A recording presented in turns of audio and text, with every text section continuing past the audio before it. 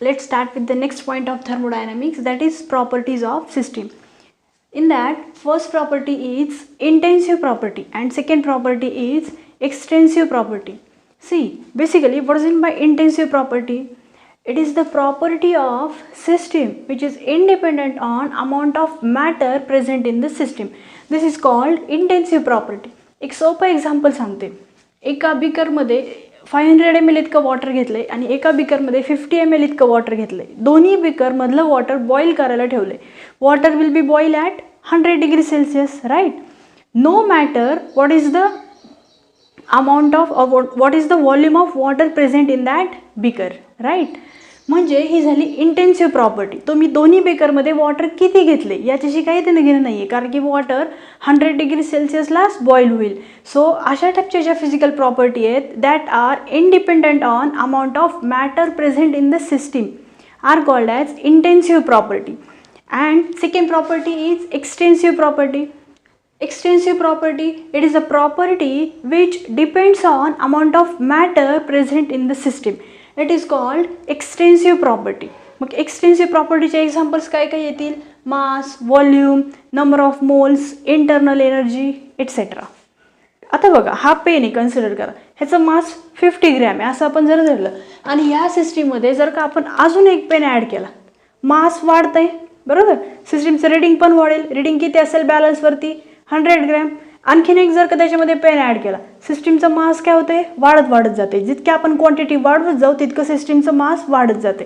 So it is property which depends on amount of matter present in the system. आपण सिस्टीममध्ये matter किती घेतलेला आहे त्याच्यावरती ही प्रॉपर्टी डिपेंड आहे. For example mass, volume, test ट्यूबमध्ये 5 ml इतकं वॉटर ॲड केलं आहे आपण, आणखीन 5 ml ॲड केलं, आणखीन 5 ml ॲड करत गेलो म्हणजे व्हॉल्यूम काय होत जाते, volume will be increase. So this depends on amount of matter present in the system.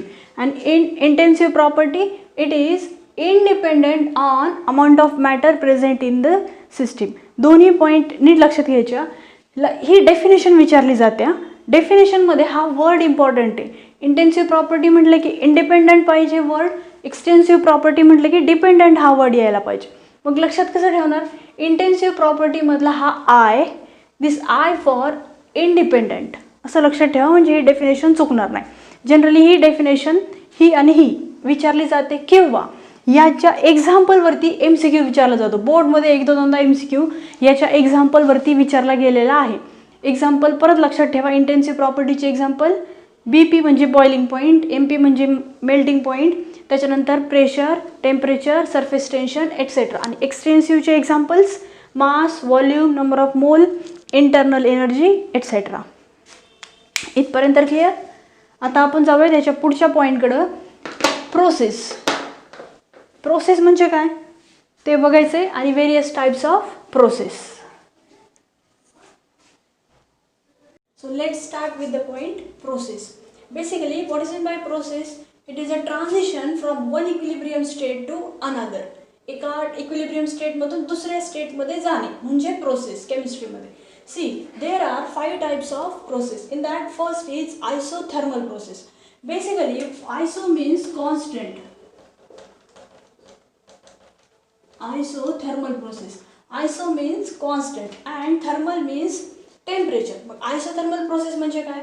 Process in which temperature of the system remains constant throughout the transformation. Temperature काय राहते, constant राहते. जर का सिस्टीमचं टेम्परेचर कॉन्स्टंट आहे तर त्याच्याबरोबर असणारी internal energy पण कॉन्स्टंट राहते. Internal energy is denoted by letter U. इथं डेल्टा म्हणजे हीट नाही, इथं डेल्टा म्हणजे चेंज. आत्ताच आपण काय म्हटलंय, प्रोसेस म्हणजे काय, change from one state to another. मग हा चेंज आपण इथं डेल्टाने दाखवतोय. ऑर्गॅनिक केमिस्ट्रीमध्ये एखादी रिॲक्शन्स आपल्याला जर करायची असेल, रिॲक्टंटचं कन्व्हर्जन प्रॉडक्टमध्ये आणि त्याला हीट सप्लाय करायची असेल तर आपण ॲरोवरती हीट लिहितो, राईट. थर्मोडायनॅमिक्समध्ये चेंज आपण डेल्टाने दाखवतो. इथं डेल्टा म्हणजे हीट नाही होतं.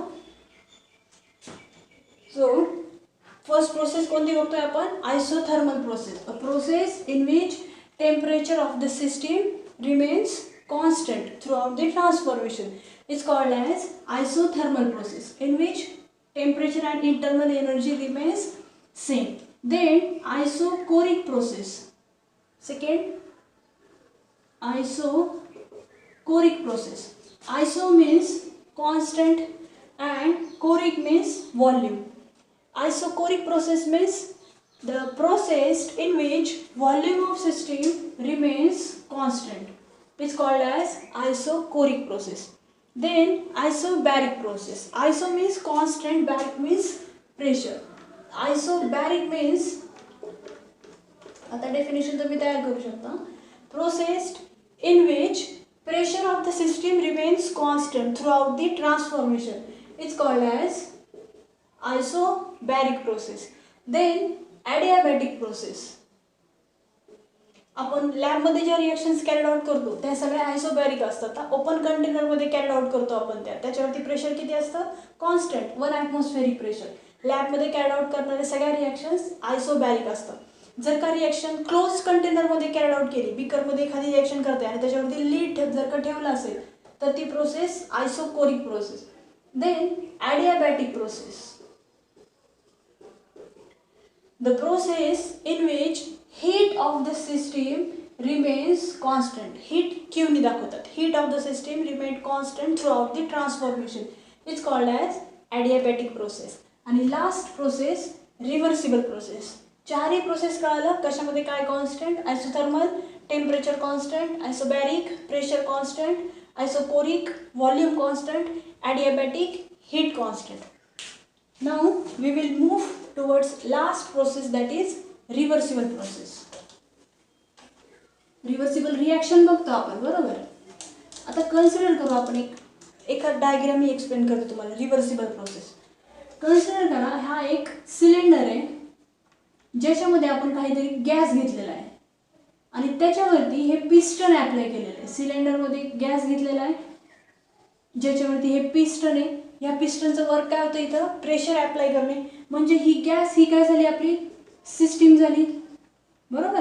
या सिस्टीमवरती हा पिस्टन काय करतोय? प्रेशर अप्लाय करतोय. मग इथं एक प्रकारचं वर्क होऊ शकतं, एक्सपान्शन किंवा कॉम्प्रेशन. आता हे प्रेशर जर का पिस्टन अप्लाय करत असेल तर ते एक्सटर्नल प्रेशर झालं, पी एक्सटर्नल. आणि जर का गॅस अपवर्ड डिरेक्शनमध्ये प्रेशर अप्लाय करत असेल तर ते गॅसचं प्रेशर झालं, बरोबर. दोन्ही प्रेशरमध्ये काहीही चेंज नाही आहे, दोन्हीचं प्रेशर इक्वलच आहे. P external is equal to pressure of the gas in the cylinder.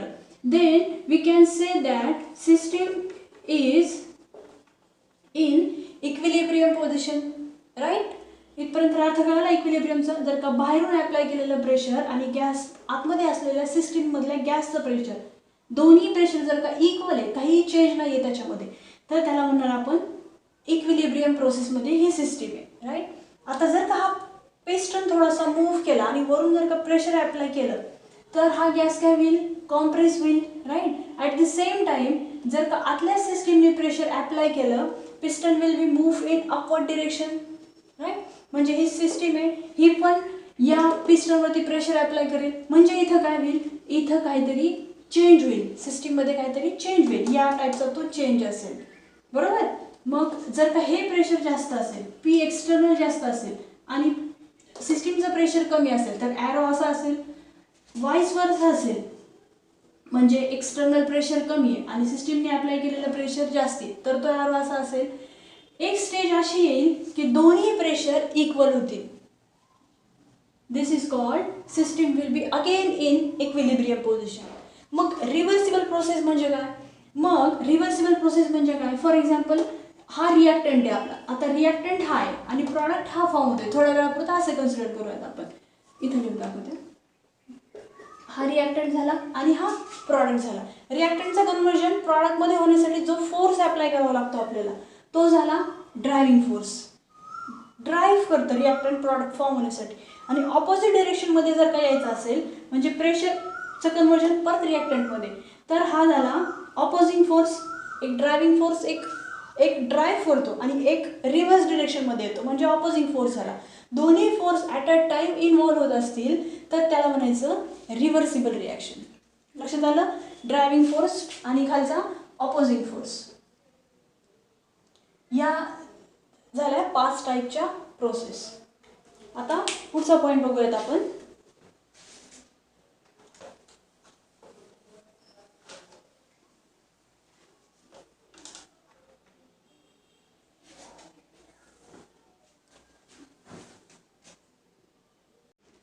nature of heat and work. Basically, what is in my work? Work is force into displacement, and in thermodynamics work is pressure and volume type work. Product of pressure and volume is work. See, pressure means what? It is force applied per unit area. This is the definition of pressure into volume. If we consider in terms of distance, then area is distance square and volume is distance cube, because it is a displacement type work. आता हे जर का आपण cancel केलं तर काय राहील? F into D. हे इक्वेशन कशाचं आहे? W is equal to pressure volume. At the end काय आलं आहे? Work is force into displacement, right. आता काही साइन कन्व्हेन्शन्स बघायचे आहेत आपल्याला. साइन कन्व्हेन्शन्स, दोन साइन असतात, राईट, प्लस आणि minus.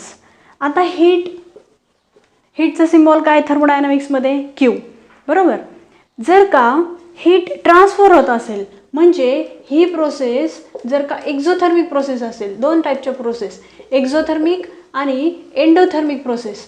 If heat is absorb, then sign of Q will be positive, and if heat is released, that means if process is exothermic, then sign for Q is negative.